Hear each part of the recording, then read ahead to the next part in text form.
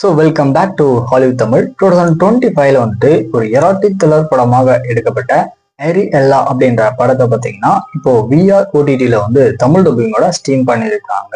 சரி, இந்த படத்தோட சிம்பிளான கதை என்ன அப்படின்னா, படத்துல வர நம்ம ஹீரோயின் வந்துட்டு ஒரு காஃபி ஷாப்ல ஒர்க் பண்ணிக்கிட்டு இருப்பாங்க.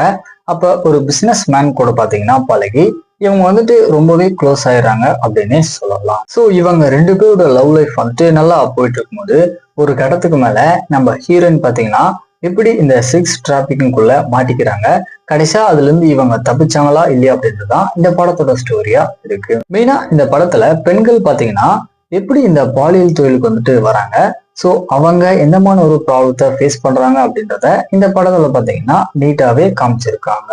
தென் ஆக்டிங் வைஸ் அப்படின்னு பாத்தீங்கன்னா படத்தை நடிச்ச எல்லாருமே ஒரு ஓகேவான பர்ஃபார்மன்ஸை கொடுத்துருப்பாங்க.